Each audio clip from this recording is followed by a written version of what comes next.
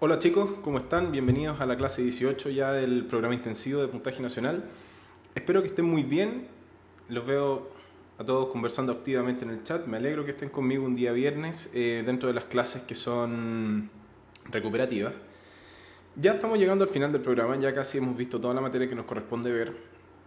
Hemos hablado un montón de biología celular, tanto en sus aspectos básicos como en sus aspectos un poco más avanzados. Hemos hablado de procesos vitales, hemos hablado también de ecología. Y lo que nos corresponde ahora es hablar de un tema que es bastante bonito, antes de decir complejo, porque la inmunología es un tema bastante asombroso dentro del punto de vista evolutivo y dentro de cual nosotros lo podemos pensar logrando imaginar y extrapolar la adaptación que ha tenido la evolución celular para poder ejercer mecanismos de defensa que son efectivos, ¿no es cierto? Y que nos han permitido estar aquí en los tiempos actuales. ¿Ya? Entonces, vamos a empezar. Vamos a empezar a hablar de inmunología. Les pido por favor que pongan harta atención. Se dio la coincidencia que cuando vimos genética molecular en realidad era también un viernes y también era una clase densa. Así que también vamos a tener una clase compleja este viernes. Así que la vamos a tratar de hacer un poco más entretenido. Me pidieron que bajen un poco la cámara, me están dando feedback. Vamos a ver si ahí sí. Y eso, ¿ya? Entonces, para partir hablando de inmunología, tenemos que establecer como introducción que los mecanismos inmunológicos son una serie de diferentes mecanismos que actúan de diferente forma que tiene el organismo en general para poder defenderse del ataque de otros microorganismos y sus respectivas toxinas y ataques directos a nivel celular. La característica que tienen los sistemas de defensa en realidad es que son de carácter preciso, son altamente eficientes y además son autorregulados.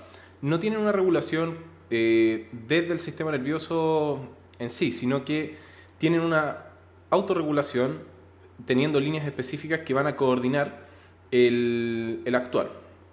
En el pie de la diapositiva sale 2012, pero en realidad esta clase está actualizada hace más o menos 3 horas, así que en realidad está bastante actualizada.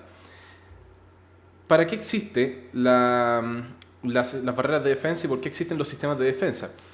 Acá yo creo que hablemos en realidad y que tomemos esta clase, pese a que tiene muchas proteínas y muchas moléculas diferentes, como lo que significa esta clase y la maravilla que es. Existen microorganismos, como los que hablamos la clase pasada, es decir, bacterias, virus, hongos, etcétera, que constantemente van a estar ingresando al organismo por diferentes puertas de entrada, como las que vimos anteriormente, es decir, los ojos, el aparato digestivo, el aparato respiratorio, soluciones de continuidad, como por ejemplo las heridas en la piel, etcétera. Y el ingreso de ciertos organismos a territorios donde no deberían estar puede afectar el funcionamiento correcto de estos territorios, por lo tanto tenemos que tener una línea que nos defienda en caso de que estos microorganismos entren. Si no tuviésemos esta línea celular especializada, probablemente no existiríamos, y es ahí la importancia de tener toda una línea y un ejército celular especializado en poder defendernos ante la invasión de microorganismos. Entonces, los sistemas de defensa, ya en términos más biológicamente hablando, son mecanismos fisiológicos que son selectivos y diferenciados, y lo principal que tenemos que entender es que primero van a ayudar a evitar que los microorganismos ingresen al cuerpo o que si ya entraron se desarrollen y puedan generar daño. Estas estructuras de los sistemas de defensa, en realidad, decir sistema inmune es un término excesivamente acotado, y sistemas de defensa ampliamos este término para poder incluir una serie de otras cosas. Estas estructuras del sistema de defensa están organizadas en barreras, como ustedes ya deben saber, ¿no es cierto?, las barreras primaria, secundaria y terciaria, y esto en base se establece en un orden teórico que un microorganismo debería seguir para poder ingresar al cuerpo. Por lo tanto, con lo primero que se va a encontrar un microorganismo es con las barreras primarias. Posteriormente, si logra cruzar las barreras primarias, se va a encontrar con las secundarias y así sucesivamente con las terciarias. Ahora, esto no es tan determinista. Lo interesante es que la barrera secundaria como la barrera terciaria están en un mismo nivel, entre comillas. Por lo tanto, una vez que se activa la barrera secundaria, de forma complementaria yo puedo activar mi barrera terciaria sin necesariamente haber vencido a la secundaria para activar la terciaria. Entonces, ¿qué son las barreras primarias? Las barreras primarias en particular son las barreras que son físico-químicas o que son mecánicas. Por lo tanto, carecen de una actividad celular especializada como son las barreras secundaria o terciaria. Y lo interesante es que están en contacto directo con el medio externo. Por lo tanto, son las primeras fortalezas que nosotros tenemos para defendernos y que son absolutamente inespecíficas hacia los microorganismos. Me preguntan si son como puertas que van impidiendo el ingreso o la acción en base a las barreras, y exactamente, es como que nosotros estuviésemos en una casa y pensemos qué cosas tiene que cruzar un ladrón para poder llegar al interior de la casa, y ahí tenemos la reja, ¿no es cierto?, hipotéticamente, que tiene que cruzar. Posteriormente podríamos tener un perro, por ejemplo, que el perro al ladrar pueda alertarnos a nosotros que estamos dentro de la casa de que hay alguien, y además el perro por sí mismo puede atacar a cualquier persona que entre, siendo bueno o malo, si es que no lo reconoce. Esto es más o menos lo mismo. Y dentro de las barreras importantes que tienen que saber dentro de las barreras primarias, están en 4 lugares principalmente. Una de las más emblemáticas es la tráquea, ¿no es cierto? Recordando que la tráquea por dentro tiene un epitelio que es pseudoestratificado cilíndrico ciliado, lo que significa que el epitelio hacia la luz de la tráquea tiene unos pelitos que se llaman cilios, que son adaptaciones celulares móviles, que son capaces de generar un movimiento en dirección desde los pulmones hacia la orofaringe, que se denomina barrido ciliar. El barrido ciliar tiene como importancia que todas las partículas que se van impactando en la tráquea, entre esas partículas bacterias, esporas de hongo, polvo, etc., no lleguen a los pulmones, en donde es un territorio estéril, y haciendo que estos mismos pelitos barran, ¿no es cierto?, de esta forma, las partículas hacia la orofaringe para que nosotros las podamos deglutir. Ahora, también en la tráquea existen una serie de glándulas que generan mucus, ¿no es cierto?, y que ese mismo mucus es el que permite que las partículas se queden pegadas y que nosotros las podamos arrastrar hacia la orofaringe. Algo importante también es que no es solamente hoy logré impactar los microorganismos que me respiré, o las partículas o lo que sea, y me las trago y ahí me decís el problema. Eso está hecho a propósito, puesto que, como vamos a ver más adelante, en el aparato digestivo existen unas zonas que están llenas de linfonodos o de placas linfoides que van a reconocer estos anticuerpos, estos antígenos, y voy a empezar a entrenar mi cuerpo para poder reconocerlos posteriormente. Por lo tanto, no es tan de que me los trago y me deshago de ellos, sino que me los trago para poder establecer un entrenamiento constante a mi sistema inmunológico. Los oviductos es parecido más o menos al movimiento de los oviductos, solamente que el epitelio es distinto y que en este caso el barrido es en una sola dirección. Otra barrera primaria es el estómago, ¿no es cierto? Porque el pH que existe en el estómago del jugo gástrico, ¿no es cierto?, es de alrededor de 1 a 1,5. Ese pH en general es incompatible con todas las especies vivas, salvo algunas que son capaces de sobrevivir a ese pH, como por ejemplo algunos probióticos y algunas especies que son capaces de defenderse de ese pH, como la Helicobacter pylori, que se ha asociado a la presencia o a la prevalencia de úlceras pépticas. La piel, por otra parte, obviamente es una de las barreras primarias más importantes que nosotros tenemos. Y por eso cada vez que nos cortamos existe un gran riesgo de que nosotros nos infectemos y que se infecte esa zona. Tiene un pH alrededor de 5, es un pH ligeramente ácido, y además tenemos una microbiota comensal, es decir, tenemos una serie de microorganismos que viven en nuestra piel, Corynebacterium, Staphylococcus epidermidis, etcétera, etcétera, etcétera, los cuales, cuando llegan bichos que no son los nuestros, entiéndase como bichos groseramente hablando de los microorganismos, pero para darle un poco menos de gravedad a la clase, eso permite que defiendan su territorio y además eso nos protege de su infección. Y finalmente en los ojos, en las lágrimas, además de que las lágrimas son un lavado constante de la esclera y de la conjuntiva, las lágrimas tienen, entre otras enzimas, una enzima que se llama lisozima, que es una enzima que actúa sobre los microorganismos, rompiendo la pared celular y rompiendo otras estructuras para defendernos de los microorganismos.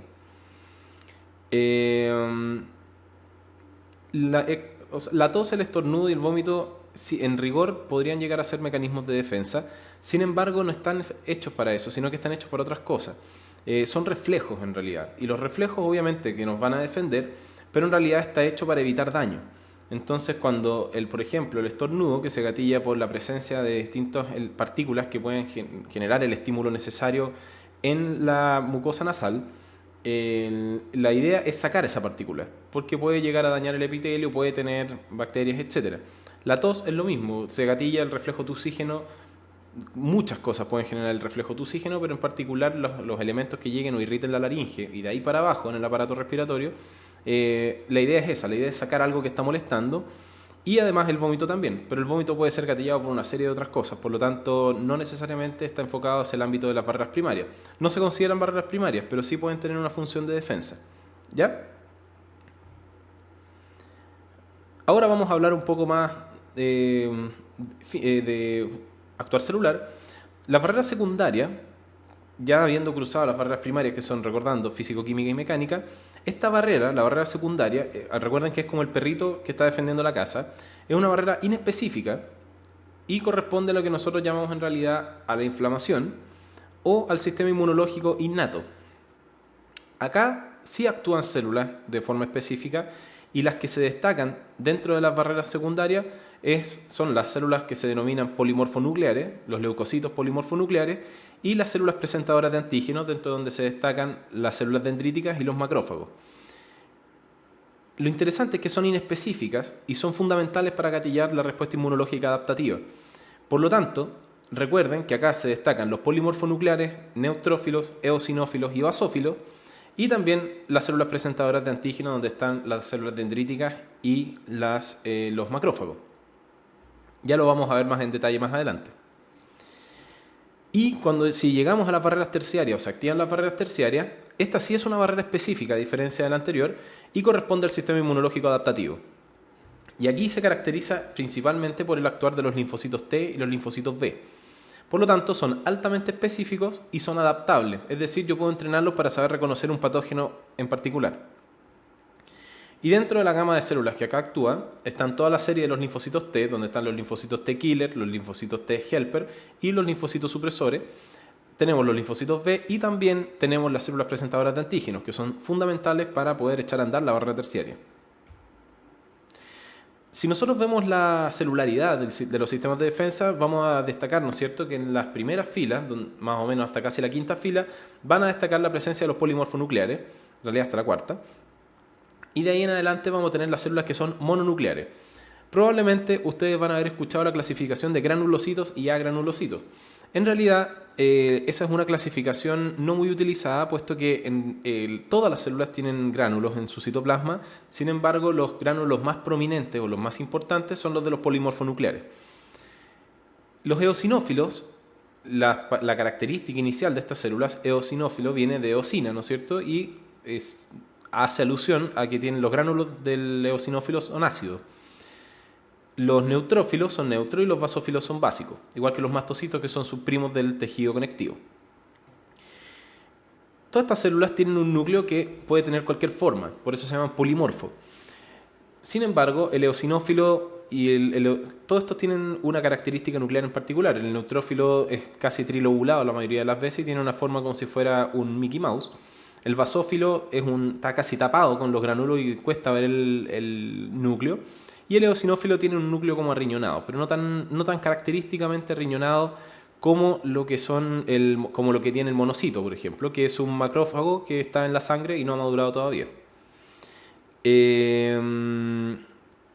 Los gránulos los vamos a ir viendo a medida que analicemos cada una de las células, pero en realidad, dependiendo de cada leucocito, los gránulos tienen distintas cosas, por ejemplo, enzimas, mediadores vasoactivos, como la histamina. Tienen algunas proteínas ácidas, como la proteína acidófila del eosinófilo, valiendo la redundancia, etc.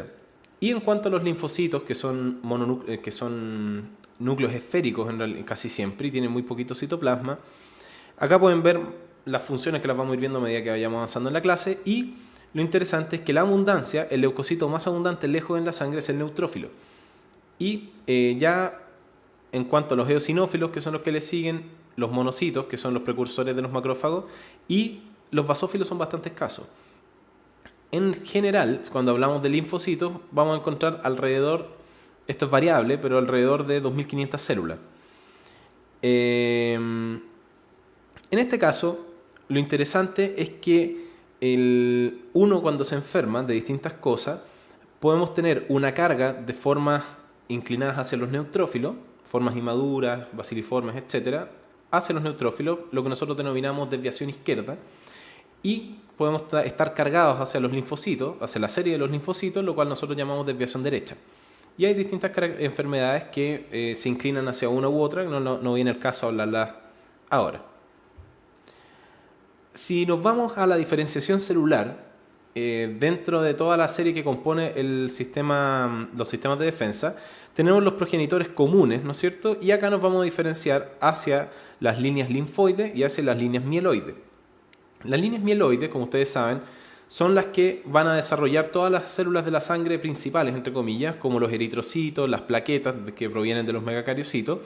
Y además vamos a tener líneas que se van a diferenciar hacia los polimorfos nucleares, como los basófilos, los eosinófilos y los neutrófilos. También los monocitos, que son agranulocitos y tienen núcleos relativamente monomorfos, también derivan de la línea mieloide. Por lo tanto, un déficit o un trastorno de esta línea de las células formadoras de colonia o las unidades formadoras de colonia puede generarme trastornos en lo que es la respuesta innata.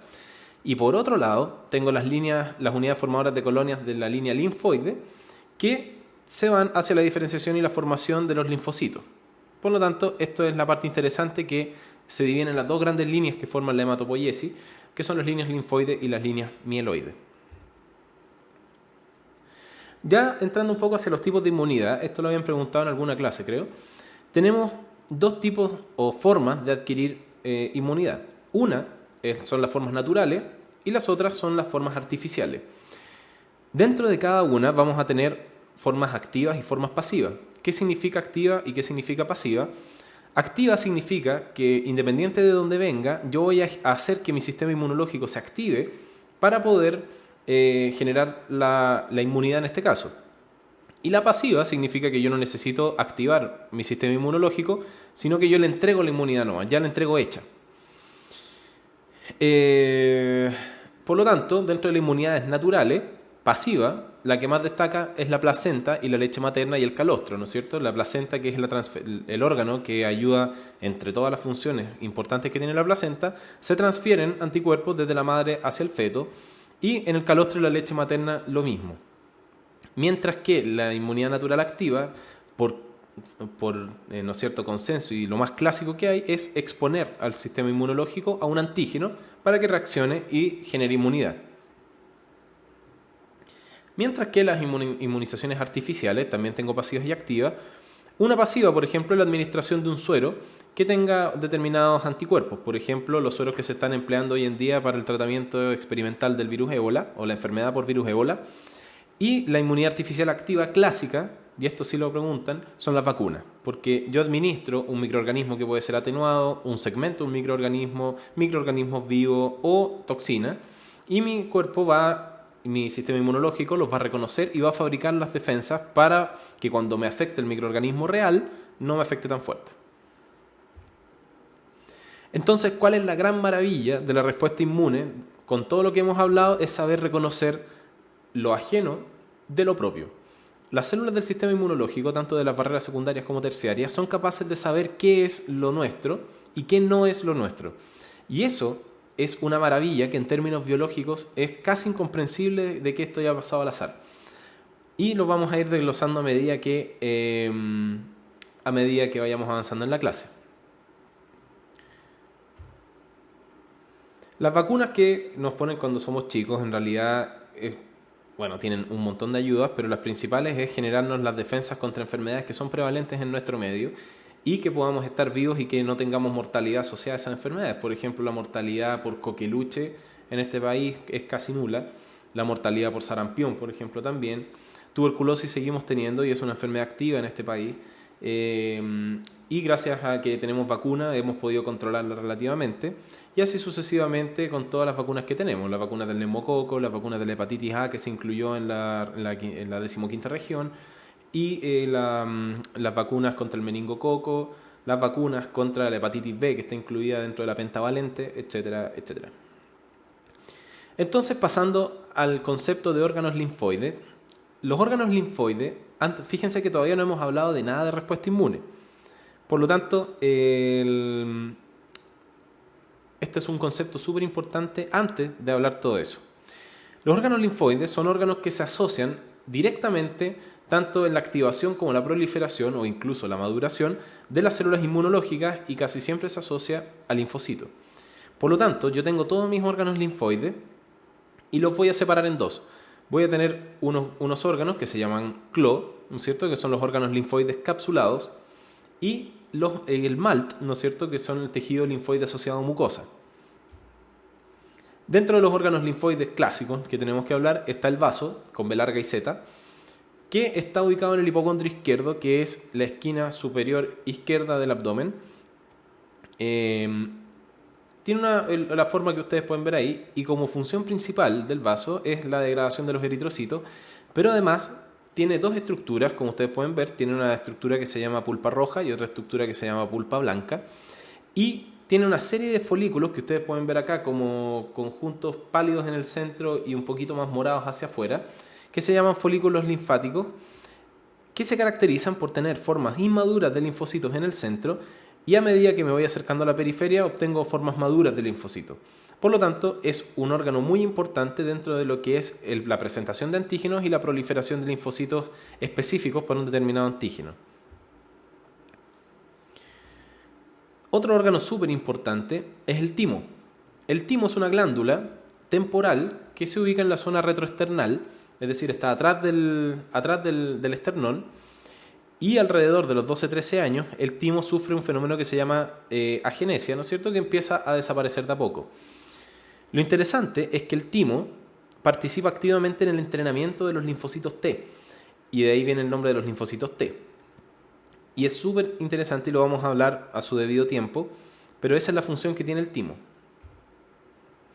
Los linfonodos, que es el nombre actual para los ganglios linfáticos, son estructuras que están intercaladas dentro de lo que es el sistema linfático, haciendo el recuerdo, ¿no es cierto?, que el sistema vascular se divide en arterias, venas y el sistema linfático.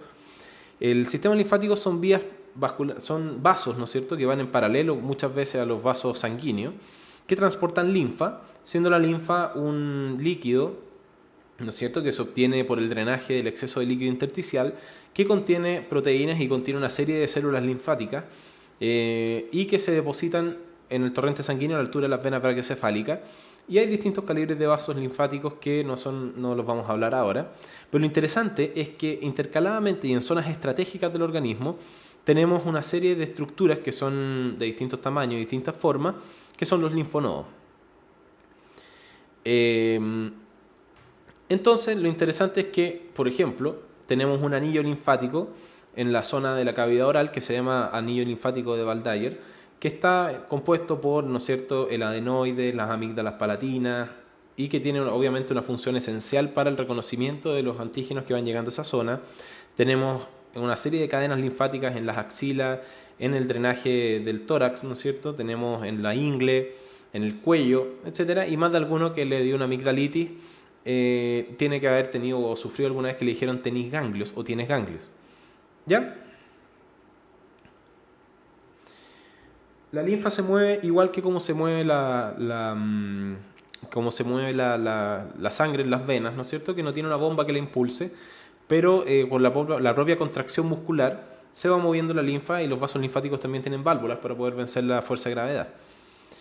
Y lo interesante es que dentro de los linfonodos, como pueden ver, entra linfa, entra y sale linfa, y dentro de esta zona hay una serie de capilares por donde también estas células que van madurando, estos son folículos linfáticos iguales que los que vimos anteriormente con la misma función, pueden desarrollarse linfocitos, y por la proliferación activa de linfocitos este ganglio o este linfonodo va a crecer, y estos linfocitos maduros van a ir entrando al torrente sanguíneo y van a viajar por el torrente sanguíneo llegando hacia el lugar donde se necesitan. Por lo tanto, para que puedan ver eso, la importante función que tienen los linfonodos. Y ahora, hablando de las amígdalas palatinas, o del tejido, mejor dicho, vamos a hablar un poco del tejido linfoide asociado a mucosa. Como dicen en el chat, después de los 13 años y de los 14 años, obviamente sigue habiendo una maduración de las células inmunológicas, pero casi todos los linfocitos T que iban a ser entrenados y dejados de forma inmadura, ya están entrenados y no se van a seguir entrenando más. No quiere decir que nosotros no podamos adaptar los linfocitos T que nosotros tenemos. Sin embargo, ya no quedan células, por decir de alguna manera, células madre de los linfocitos T. A lo que me refiero es que se desarrollan y se entrenan para generar formas inmaduras que sean inmunocompetentes, y después de eso ya tengo una población determinada distribuida en mis tejidos linfoides que va a responder en la medida que sea necesario. Entonces, dentro del tejido linfoide asociado a mucosa, este es un corte histológico donde pueden ver una amígdala palatina, que son las amígdalas clásicas que se inflaman cuando uno tiene amigdalitis. Y acá pueden darse cuenta cómo es un folículo linfoide en un corte histológico con un centro pálido y con un contorno un poco más cromafín. Estas son las placas de Peyer, que también es tejido linfoide asociado a mucosas, que se encuentran en la zona del ilion terminal. Y lo interesante, que es lo que yo les había comentado en un inicio, que si yo tengo moléculas o partículas que se impactan en la tráquea, por el barrido ciliar pasan al aparato digestivo, y al llegar a esta zona, yo entreno a estas placas linfoides para poder generar, ¿no es cierto?, células específicas para los antígenos que yo estoy respirando y que me estoy tragando. No es que si yo elimino los linfocitos T me voy a quedar sin linfocitos T. Recuerden que lo que hace el timo es entrenar los linfocitos T, pero los deja en un estado inmaduro, y cuando el linfocito T sea estimulado, se le presenta un antígeno, por expansión clonal voy a tener miles de copias de ese linfocito T, y después van a ir desapareciendo, quedando copias específicas en los tejidos linfoides. Entonces, eso que les dije ahora, con esto damos por terminado la introducción, ¿no es cierto?, del sistema inmune. Todavía no hemos hablado de la materia difícil. No sé si tienen alguna duda de la introducción.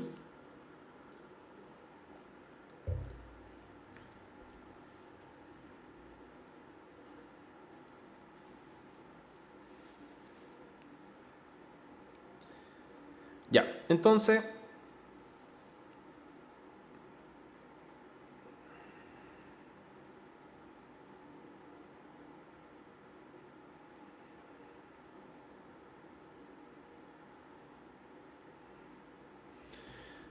lo que hacen los sueros cuando nosotros administramos anticuerpos, ¿no es cierto?, externos, le estoy administrando ya la tarea hecha a la sangre, al organismo. Yo no necesito hacer que mi sistema inmune trabaje para fabricar anticuerpos, sino que yo le estoy regalando los anticuerpos.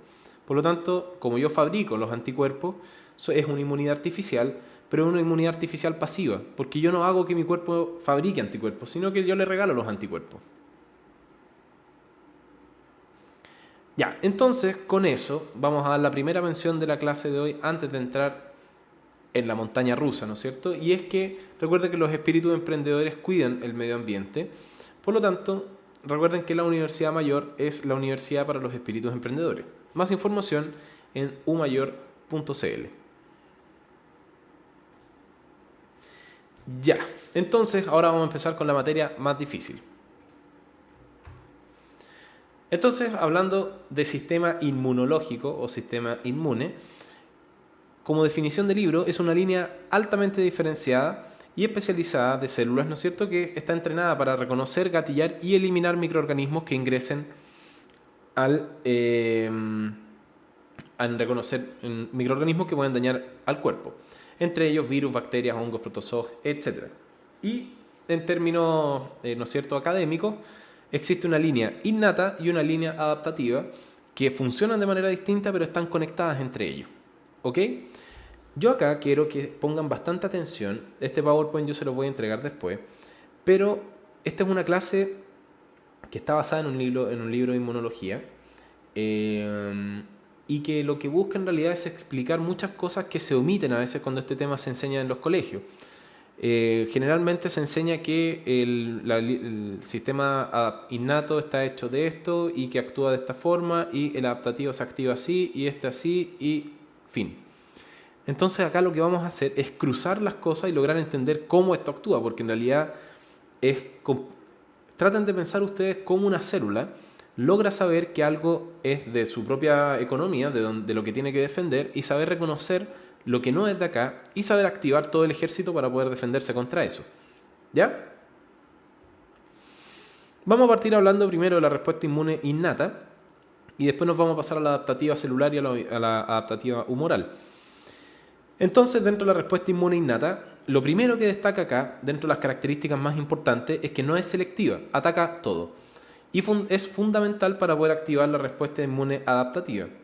En términos evolutivos, la respuesta inmune innata es la más antigua, porque es la más inespecífica y es la que obviamente nos defendía contra todo, pero no nos daba una inmunidad específica ni que pudiera perdurar en el tiempo. Lo interesante y los hitos importantes es que activa la respuesta adaptativa como primer punto importante y modula cambios fisiológicos, dentro del cual se destaca obviamente la fiebre. Entonces, dentro de algunas características de la inmunidad innata, dentro de la especificidad, está entrenada para reconocer los PAMPs, que los vamos a hablar más adelante, que son los patrones moleculares asociados a patógenos. Dentro de los receptores que tienen, ¿no es cierto?, están codificados dentro de los genes que tienen activados las células que forman parte de la respuesta inmune innata y tienen una diversidad limitada, por eso están acostumbrados a reconocer patrones moleculares asociados a patógenos y no más que eso. Por lo tanto, tenemos los receptores más importantes, que son los Toll-like receptors, los TLR, o receptores tipo Toll. Tenemos receptores, ¿no es cierto?, que son receptores de manosa, y receptores de dominios transmembrana, ¿no es cierto?, que son los receptores de N-formilmetionina, para reconocer péptidos que puedan venir de las bacterias. Dentro de la distribución de los receptores no sigue la teoría clonal, ¿no es cierto?, y todas las líneas celulares del sistema innato son o tienen los mismos receptores. Y si es que tiene capacidad de discriminar entre lo propio y lo ajeno, sí la tiene. Y lo bonito es que las células propias no son reconocidas por las células del sistema innato y sí reconoce lo ajeno. Esta es una imagen muy bonita que salió en el Nature, donde podemos ver cómo está cruzada la inmunidad adaptativa y la inmunidad innata. Como pueden ver, la inmunidad innata está compuesta por los polimorfonucleares, que están acá, o los granulocitos, como está escrito acá, donde están los eosinófilos, los basófilos y los neutrófilos.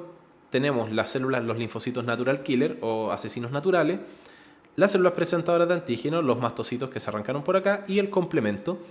Y acá, dentro de la inmunidad adaptativa, tenemos, ¿no es cierto?, todos los linfocitos y tenemos también los natural killer. Por lo tanto, eso lo vamos a ir desglosando a medida que vayamos avanzando. Hablando un poco de los polimorfonucleares, acá hay que entender que el sistema innato es como un ejército mata todo, por lo tanto son respuestas rápidas y que tienen que atacar todo lo que se encuentren. Los polimorfonucleares van a ser los encargados de ir al choque y los macrófagos, si bien van a ir al choque también, son los encargados también de modular, entre comillas, la respuesta innata y de activar la adaptativa. Por lo tanto, y no solo los macrófagos, sino que las células dendríticas también, las células presentadoras en general. Los neutrófilos, que son las células más abundantes del pus, tienen un citoplasma neutro, como les dije, y la principal función de los neutrófilos es la actividad fagocítica. Mientras que los eosinófilos tienen un citoplasma acidófilo y se van a presentar principalmente en respuestas ante parásitos y alergias. Por eso la inflamación eosinofílica bronquial es característica del asma. Y los basófilos, como dice su nombre, tienen un citoplasma basófilo y participan esencialmente en respuestas alérgicas porque los gránulos de los basófilos tienen histamina, que es un modulador vasoactivo característica de la alergia, y por eso los alérgicos toman antihistamínicos. Y los mastocitos, que son los primos del tejido conectivo de los basófilos, son basófilos tisulares. No podemos hablar de sistema inmune si no sabemos lo que es un antígeno. Entonces, de aquí en adelante, un antígeno es cualquier molécula que sea capaz de desencadenar una respuesta inmunológica, de cualquier tipo. Sin embargo, muchas moléculas, ¿no es cierto?, muchos antígenos de los microorganismos en general, de los virus, ¿no es cierto?, de las bacterias y de los hongos, se repiten. Por ejemplo, una determinada molécula de las bacterias se repite en todas las bacterias de un cierto tipo, como el lipopolisacárido A. Ciertas proteínas de las cápsides virales también, el RNA de doble cadena también se repite en muchos tipos de virus. La pared celular de Manosa se repite particularmente o en general en muchos hongos. Por lo tanto, esos patrones que se repiten en toda una familia de microorganismos se denominan patrones moleculares asociados a patógenos. Y eso, de aquí en adelante, se llama PAMPs. Y para eso, los macrófagos tienen receptores que se encargan de reconocer los PAMPs. Me pregunto si son como si es que indican con trompetas que se acerca el enemigo. Es algo más bonito, es algo como que no sé, es como que estuviera un carabinero vigilando algún determinado lugar y se acerca una persona con un pasamontañas y una pistola y de lejos el carabinero sabe que esa persona es un ladrón y va a asaltar el banco y se activa. Esto es lo mismo. Es como una generalización de los patógenos sin buscar en la molécula específica. En cuanto a las células presentadoras de antígeno, son células que, como dice su nombre, son capaces de procesar los organismos que reconocen y tomar las partes fundamentales y presentar o presentárselas a parte del sistema inmune adaptativo. Por lo tanto, son células que están compuestas por las células dendríticas y los macrófagos, y la capacidad que tienen de fagocitar los microorganismos, procesar los patrones moleculares asociados a patógenos y presentarlos a través del complejo mayor de histocompatibilidad tipo 2 es característica de las células presentadoras de antígeno. ¿Está claro lo que hace una célula presentadora de antígeno?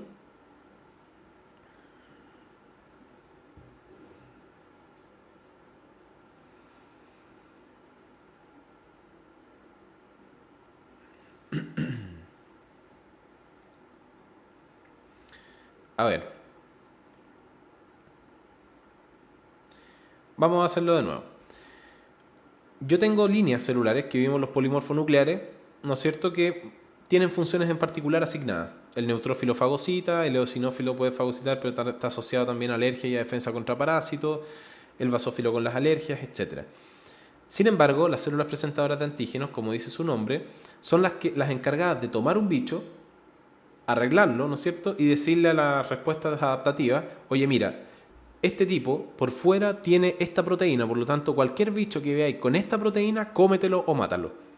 Eso hace una célula presentadora de antígenos. En términos biológicos, son células que son capaces de fagocitar los patógenos, ¿no es cierto?, una vez que están activados, los fagocitan y dentro del fagosoma, recuerden que el fagosoma se fusiona con un lisosoma, degradando todos sus componentes, se mete dentro de una proteína que se llama complejo mayor de histocompatibilidad, que lo vamos a hablar más adelante, y le va a presentar como en una copa. Es como que yo me ponga, no sé, este reloj, ¿no es cierto?, mi reloj, lo quiera procesar y lo muestre así. Entonces lo muestro como en una proteína y muestro en el interior el reloj que hay que reconocer. Esto es lo mismo. Si yo me pongo un antígeno entre medio de mis manos, voy a mostrarle a las células, a los linfocitos sobre todo, esta es la molécula que hay que reconocer y que hay que matar. ¿Ya?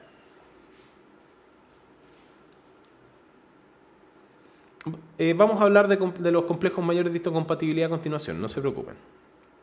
Por ahora, quédense o grábense que hay dos tipos, el tipo 1 y el tipo 2. Hablemos un poco del macrófago. El macrófago, ¿no es cierto?, vive en la sangre como un monocito que está acá, que tiene esta forma, un riñón como que le hubieran pegado un combo, perdón, un núcleo como que le hubieran pegado un combo. Esto es visto en microscopía electrónica. Y una vez que sale, ¿no es cierto?, al tejido o al medio intersticial, se transforma en un macrófago. Y el macrófago se puede diferenciar hacia distintos tipos de macrófagos, por ejemplo, la microglía que vive en el sistema nervioso central, las células de Kupffer que viven en el hígado, los macrófagos alveolares que viven en el pulmón y los osteoclastos que viven en el hueso.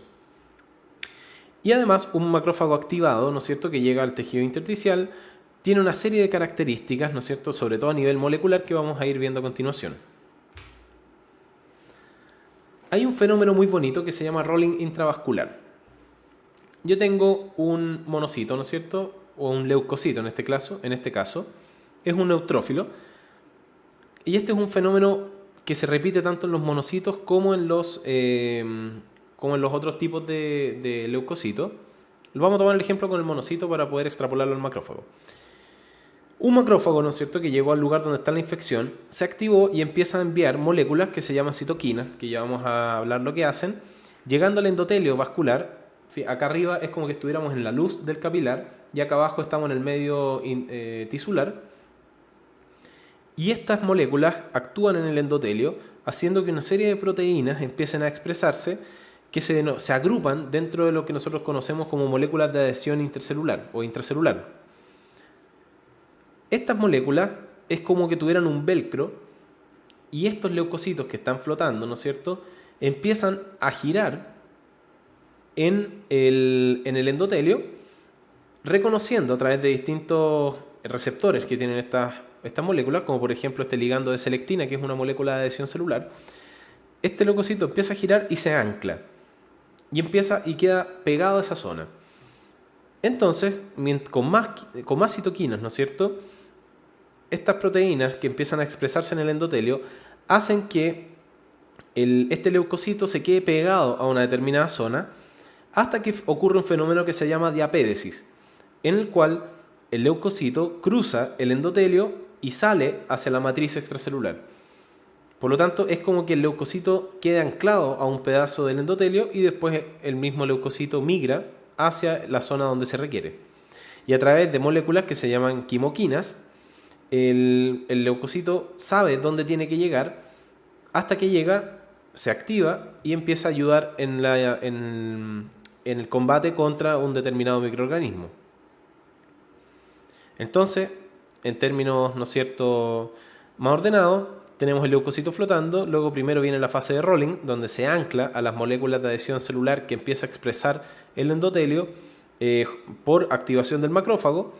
Después viene la activación de la integrina, que es la molécula que lo deja pegado finalmente. Se genera una fase de adhesión estable y luego ocurre la diapédesis y cruza hacia la matriz extracelular, donde después es guiado por quimoquinas hacia el lugar donde tiene que empezar a actuar. De esa manera el monocito sabe dónde tiene que salir y dónde tiene que llegar. Imagínense a la escala que un monocito tiene que navegar por todo el organismo sabiendo dónde lo están llamando. ¿Qué receptores tiene el macrófago? Ya hablamos del receptor, ¿no es cierto?, para moléculas bacterianas, ¿no es cierto? Y acá fíjense que tengo quimoquinas que activan este receptor, mediadores lipídicos y los péptidos que tienen N-formilmetionina, que es la metionina, la misma que vimos en la síntesis proteica eucariota, pero en las bacterias es N-formilmetionina. Entonces, esta es la membrana plasmática del macrófago. Tenemos este tipo de receptor por un lado. ¿Qué va a hacer este receptor cuando se activa? Va a aumentar las ganas o entre comillas las ganas, no sé cómo se puede traducir al español esa palabra, pero es como aumenta la capacidad del macrófago para unirse a las integrinas. Por lo tanto, lo que vimos anteriormente, que es esto, aumenta en los macrófagos que están estimulados con este receptor. ¿Ya? Por otro lado, tenemos los famosos Toll-like receptors, que ya les dije, los TLR, que reconocen patrones moleculares asociados a patógenos, entre ellos el lipopolisacárido y otros más, y esto hace que el macrófago se active y pueda eliminar los microbios en realidad los microorganismos, produciendo distintos tipos de citoquinas y especies reactivas de oxígeno, que como ya vimos aumentan el estrés oxidativo, rompo el DNA y hago pedazos los microorganismos, y los receptores de manosa que estimulan la fagocitosis y además lo mismo que vimos anteriormente. ¿Ya? Es interesante un receptor que se llama Fc gamma RI, que tiene un nombre horrible como muchas de estas cosas, pero que es el receptor del fragmento Fc de las inmunoglobulinas G. Ese receptor me gustaría que lo escriban en una esquina de papel o algo porque lo vamos a hablar más adelante.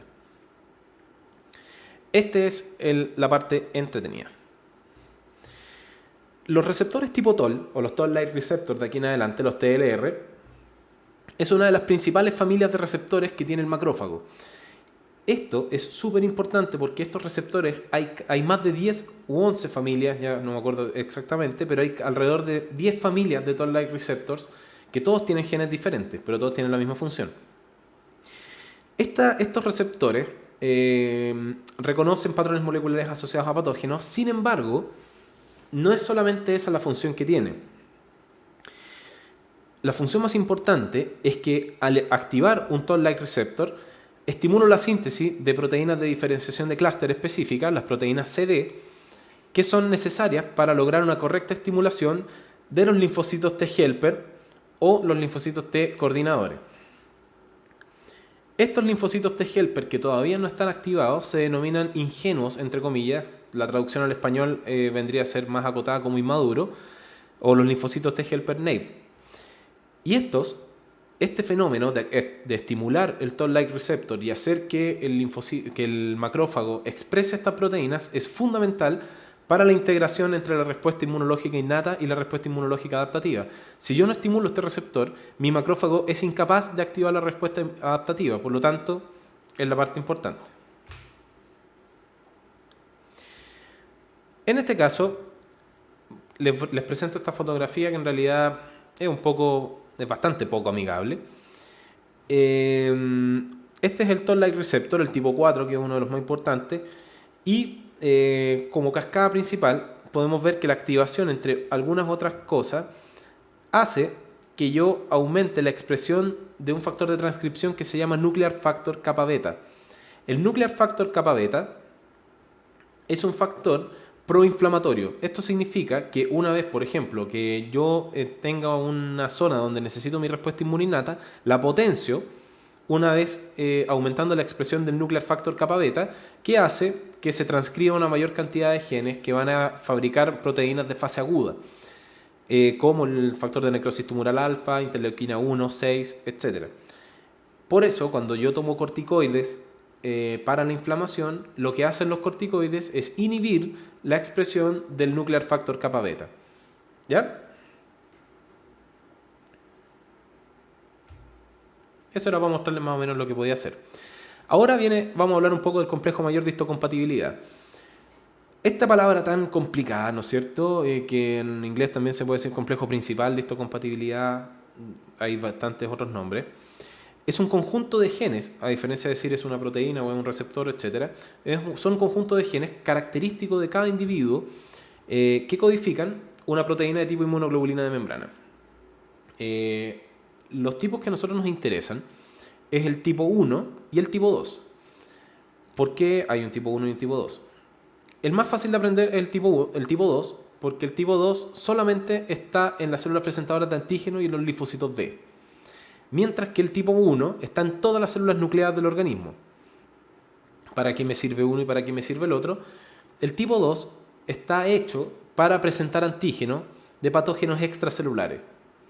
Mientras que el tipo 1, como es casi constitutivo de todas las células nucleadas, incluyendo las células presentadoras de antígeno, expresan cosas que están dentro de la célula. Y por eso las células son capaces de patrullar y de ver cómo están los complejos mayores de histocompatibilidad tipo 1 y decir, ya, este complejo está ok y es compatible con el que a mí me enseñaron a reconocer, por lo tanto esta célula no tiene nada. Y una célula que está infectada, por ejemplo, con un virus, que es un patógeno intracelular, cambia el complejo mayor de histocompatibilidad tipo 1. Por lo tanto, pasa el linfocito T, por ejemplo, y lo patrulla y lo mira y dice, oye, ¿sabes que esta cuestión no está como yo lo conozco, así que lo voy a matar? De esa manera funcionan. Pero vamos a ir viéndolo paso a paso. Esta es la diferencia entre el complejo mayor de histocompatibilidad tipo 1 al lado izquierdo y el tipo 2 al lado derecho. Entonces, el tipo 2, como les dije, está dentro de lo que son las células presentadoras de antígeno y los linfocitos B, y los tipo 1 está en todas las células nucleadas. ¿Ya? Gracias al tipo 1, los linfocitos citotóxicos o los CD8 pueden eliminar cualquier célula que presente un cambio en este complejo, en el tipo 1. Mientras que, gracias al tipo 2, se puede generar la presentación de antígeno. Por lo tanto, el tipo 2 sirve para presentar antígeno y el tipo 1 para patrullar células con patógenos intracelulares. No solamente con patógenos intracelulares, sino que las células neoplásicas también presentan cambio en el complejo mayor de histocompatibilidad tipo 1. Por lo tanto, es ahí la cosa entretenida. veamos un poco acerca de la presentación de antígenos. ¿Cómo se sintetiza el complejo mayor de histocompatibilidad tipo 2? Acá vamos a usar un poco de sus conocimientos del módulo común, que espero que estén a flor de piel. Como pueden darse cuenta, de arriba abajo, el macrófago se comió un microorganismo y, obviamente, por fagocitosis. Este fagosoma se fusiona con un lisosoma y hace que este lisosoma se transforme en un molido de microorganismo. De forma paralela, en el retículo endoplasmático se sintetizan las proteínas características del complejo mayor de histocompatibilidad, que tiene dos cadenas, como pueden ver acá, una cadena alfa y una cadena beta, y una proteína que se llama proteína CLIP. Esto inhibe, entre comillas, la presentación de antígenos. Es como un tapón. Una vez que pasa el aparato de Golgi, esta vesícula exocítica se fusiona con este molido que hizo mi lisosoma. Esta proteína se desplaza y en vez de, es como que yo tenga mi cáliz, le saco el tapón y le coloco un pedazo de microorganismo que obtuve de producto de la fagocitosis. Y una vez que esta vesícula viaja y se exocita, ¿no es cierto?, por la membrana plasmática, queda mi complejo mayor de histocompatibilidad mostrando un pedazo del bicho que me comí. Generalmente este pedazo que presentan es una partícula clave, ¿no es cierto?, en el reconocimiento. Pero básicamente es eso. Es comerse el bicho, molerlo, y de forma paralela yo tengo mi complejo mayor de histocompatibilidad sintetizado, y luego mezclo las dos cosas, le saco el tapón al complejo mayor de histocompatibilidad tipo 2, le pongo un pedazo del bicho y luego quedo mostrando el bicho. Pero no es tan fácil. Yo les dije que inmunología es un tema complejo. Después vamos a responder algunas preguntas para no perder el hilo, ¿ya? Entonces yo tengo mi receptor tipo TOL, que ya les dije que expresa moléculas tipo CD esenciales para la estimulación de las células T inmaduras. Y ya vimos cómo se presentan los antígenos. Por lo tanto, ya entendieron lo que hace el complejo mayor de histocompatibilidad tipo 2, ya saben lo que es un macrófago y ya saben que la estimulación de un Toll-like receptor permite la correcta estimulación de la respuesta adaptativa. Ahora vamos a volver a ver qué hace un macrófago activado. Dentro de las cosas que hace, la pregunta la podemos dar vuelta y decir cómo podemos matar, o cómo un linfocito puede matar, un macrófago puede matar un bicho. Y van a ir viendo que acá empezamos a agregar ingredientes a la sopa inmunológica. Una forma, y que es la clásica, es estimular la generación de especies reactivas, tanto de nitrógeno como de oxígeno, y esto obviamente va a producir un daño tremendo a los microorganismos y los va a eliminar. Por otro lado, el macrófago activado es capaz de expresar citoquinas que se llaman proinflamatorias, es decir, que aumentan la respuesta inmunológica innata, entre ellas el factor de necrosis tumoral, la interleuquina 1, 6, 12, etc. Y eso permite amplificar todavía más la respuesta innata y potenciar la respuesta inmunológica adaptativa. Por otro lado, si es que el macrófago es activado por una molécula, ¿no es cierto?, que se llama interferón gamma, que ya vamos a hablar de los interferones, permite el crecimiento de los fibroblastos, que son las células que fabrican colágeno y otras moléculas de la matriz extracelular, permite la expresión de factores que generan vasos sanguíneos nuevos. Es decir, estos son factores que permiten el remodelamiento del tejido donde ocurrió esta guerra. Es decir, yo trato de arreglar donde yo generé una inflamación gigante, etc. Y además, un macrófago activado potencia o tiene aumentada la expresión de complejos mayores de histocompatibilidad. Por lo tanto, potencio la expresión o la presentación de antígenos. Es decir, el macrófago es una célula clave en lo que es la coordinación de la respuesta inmunológica innata y además en la presentación de antígenos. Como ya he dicho casi 3 o 4 veces citoquina, es hora de que hablemos de qué son las citoquinas y qué son las interleuquinas. Las citoquinas, como dice su nombre, son moléculas que secretan las células con efectos precisos en otras células, tanto tisulares como inmunológicas. Y como los biólogos somos creativos, las citoquinas que secretan los leucocitos y que actúan entre leucocitos se llaman interleuquinas, ¿ya? Leuquinas. Y lo interesante es que hay citoquinas que son proinflamatorias, es decir, que potencian la respuesta inmunológica, y generalmente la proinflamación se asocia a mayor daño tisular colateral. Es lo mismo que una guerra. Mientras más guerra, más destrucción, más muerte, etc. Y las antiinflamatorias, que frenan la respuesta inmunológica y tratan de solucionar un poco el tema más que agravar más el daño. Entonces, las interleuquinas, ya dijimos que son las citoquinas secretadas por leucocitos. Existen 27 interleuquinas descritas hasta el momento. No vamos a hablar de las 27 porque ni yo me las sé. Y pueden generar efectos sistémicos, como por ejemplo el caso de la interleuquina 6, que es el principal pirógeno endógeno que tenemos.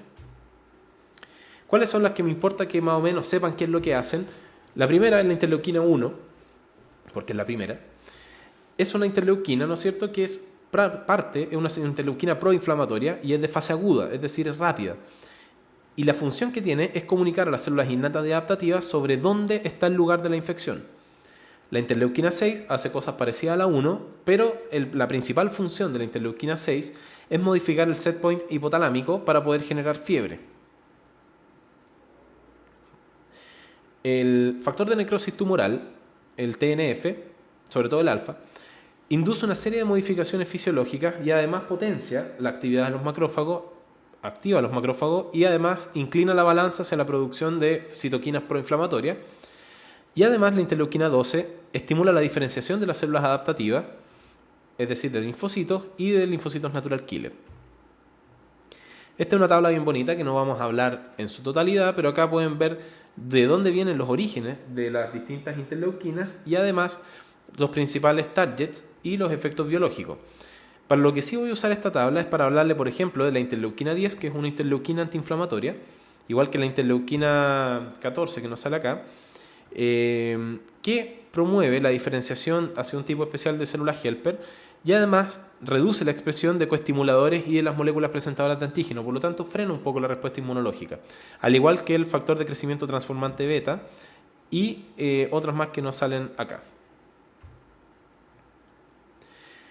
En cuanto a los interferones, no son interleuquinas, pero son inmunomoduladores, sobre todo en células que tienen afecciones intracelulares, como por ejemplo las infecciones virales. Hay dos familias de interferones, los interferones tipo 1 y los interferones tipo 2. Los que importan y los que se tienen que saber es que el interferón gamma es uno de los principales que participa dentro de las respuestas contra virus y es parte de la familia de los interferones tipo 2. Por lo tanto, recuerden que el interferón gamma participa en la activación de los macrófagos y de los linfocitos natural killer. Ya. ¿Alguna duda puntual hasta ahí?